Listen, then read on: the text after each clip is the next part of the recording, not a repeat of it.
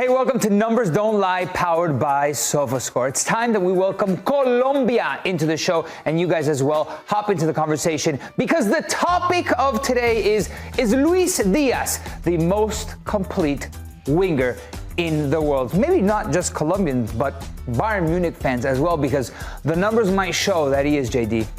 No doubt about it. This man right here, Luis Díaz, has hit a different level of form. He's adding that South American flair that we have grown to love, but still had that tenacity that he's developed throughout his time, of course, in Europe, with Porto previously, Liverpool, and now, of course, in the Bayern Munich shirt. But this right here is where his heart has always been. From the Copa America in 2021, where he showcased against Brazil and Argentina, to what he did in the third place game against Peru. This guy right here has been a spotlight because he's tenacious. He can do everything that you need him to do in terms of from the minutes played, so you know the durability is there. But the goals and the assists and the expected goals have always been the forefront of Luis Díaz's game.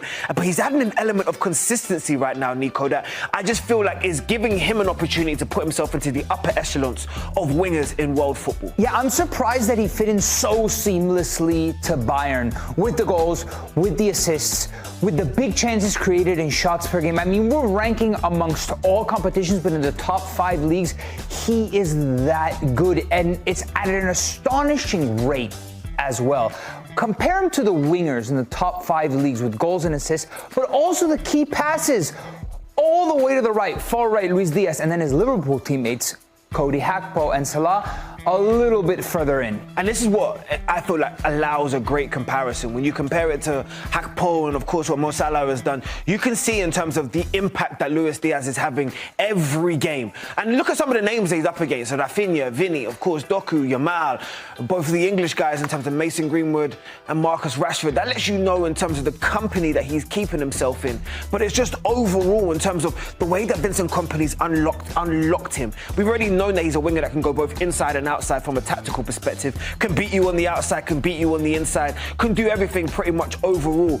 But what I've loved about him is added a completely different layer to his game. And look at Bayern's offense and look how much he's complemented it overall. Last year they were flowing, 2.75 in terms of goals per game, but 3.4 this year. The XGs, of course, exceeding expectation, and also everything else, the shots, the big chances, they're just growing. They're growing as a team, and this is all about another key component in terms of Jamal Musiala. Yeah, I'm scared when I look at this team and how well Luis Díaz seems to be setting the tone. You're absolutely right. It obviously helps Luis Díaz's numbers if the team around him is very good. And Harry Kane is an extraordinary footballer who is probably the most complete striker, the most complete number 9 in the world, and they complement each other very well. Yes, no Jamal Musiala, but Bayern and the company this season have found a different type of form, a different way of hurting opponents. And Luis Díaz is not only good offensively, but defensively, he has been quite impressive. This is why I need my Colombian crew to be loud and proud in terms of in the comments and defend your guy, because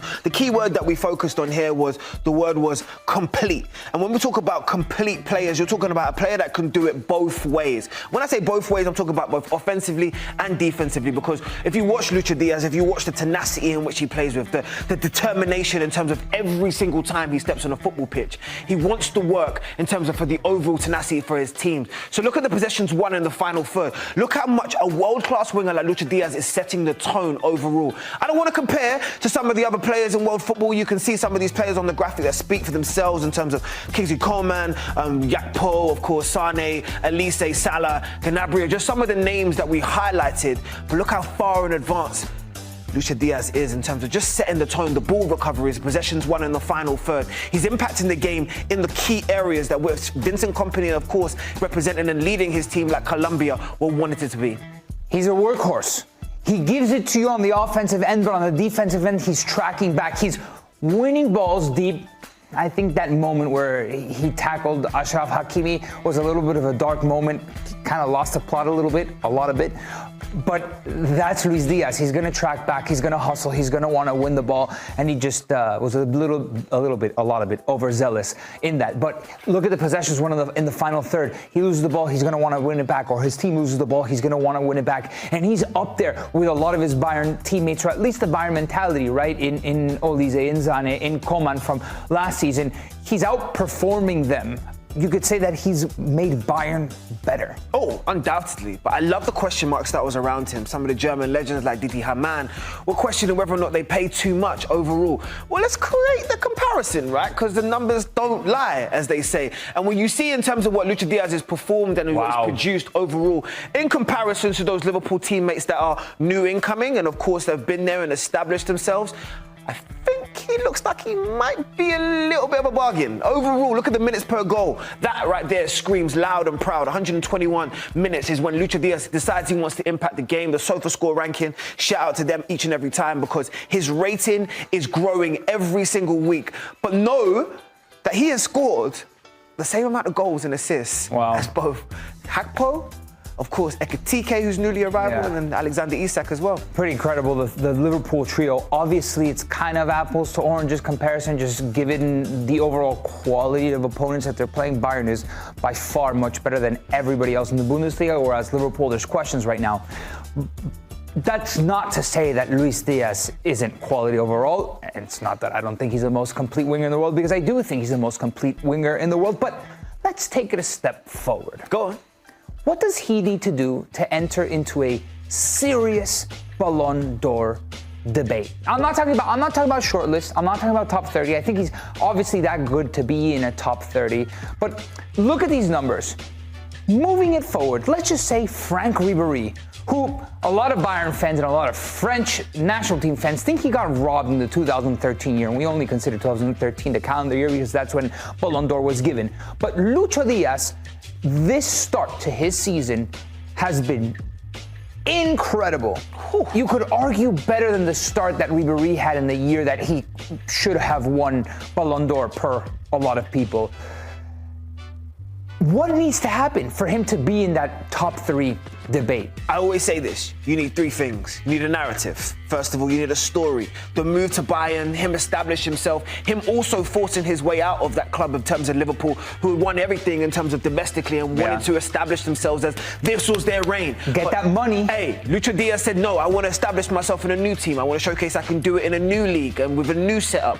That is number 1, your narrative. Forcing the move and also executing. Number 2, you know you need the numbers. That's always a phenomenal part. You need the foundation, the goals and the assists, the rate that he's scoring at right, Nico. You just compared it to Franck Ribéry, he's one of the best wingers of all time. If he can continue to do this throughout the rest of the season, but that comes hand in hand, I think, with Harry Kane also performing. So here's your 3rd point, which is the other part. You have your narrative, you have your stats, but you need your international success.